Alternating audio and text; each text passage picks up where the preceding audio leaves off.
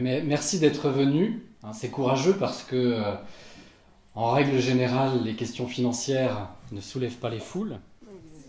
C'est bon ? Elles ne sont pas encore soulevées debout. Jusqu'ici. Et pour cause. Ça fait des années qu'on nous explique que le sujet est très compliqué, extrêmement complexe.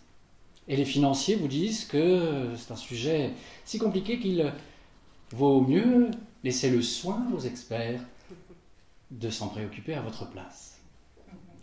Il y a 20 ans de cela, lorsque j'étais sur les bancs de l'université, on m'a expliqué que les marchés financiers étaient efficients. Efficaces, voulez-vous dire? Ah non, non, jeune homme, non. Efficient. Alors, qu'est-ce que cela veut dire? Eh bien, cela veut dire que, qui que vous soyez, où que vous soyez, et quoi que vous fassiez, les marchés financiers feront mieux que vous.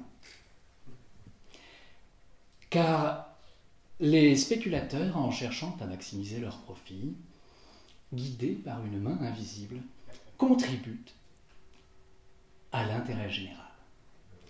C'est bien dit, hein? Donc ça veut dire que, grosso modo, nos spéculateurs savent mieux que vous orienter l'épargne vers les activités qui sont les plus rentables.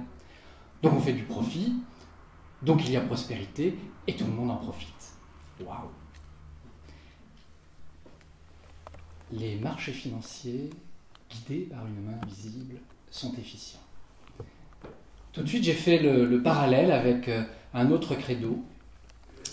Le Créateur, guidé par le Saint-Esprit, est omniscient. Vous savez, lui aussi, il voit tout et il sait tout.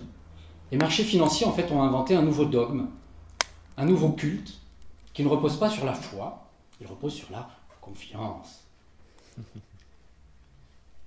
Déjà, je me souviens, il y a un bon moment, Juppé me disait il faut restaurer la confiance. Alors la confiance en quoi? On ne sait pas trop. On nous a expliqué qu'il suffisait d'y croire pour que ça marche. Et la plupart des gouvernements, tous les gouvernements, y compris ceux de gauche, sont tombés dans le panneau. Bérégovoy le premier, Fabius, Rocard, même Strauss-Kahn, lorsqu'il était ministre de l'économie et finances, il était mon collègue à l'université, me déballait des discours sur l'efficience des marchés financiers. Donc les financiers sont allés voir les gouvernements et puis leur ont dit, bon, il faut nous laisser faire, on fait mieux que vous, laissez-nous faire. Alors, comment peut-on vous donner les coups des franches? Eh bien d'abord, baisser les taxes sur les revenus des capitaux. Alors, il n'y en a pas 36 000, il y a les actions, c'est les titres de propriété des entreprises. Vous savez que si vous les revendez plus cher en bourse que vous ne les avez achetés, vous faites une plus-value, c'est rémunéré par des dividendes. Puis il y a les obligations, c'est les titres d'emprunt des entreprises. Là encore, vous pouvez faire des plus-values si vous revendez ces obligations plus chères que vous ne les avez achetées. Elles sont rémunérées par les intérêts. On les appelle les obligations parce que quand même les entreprises ont l'obligation de vous rembourser. Donc, voilà, ça c'est les principaux produits financiers.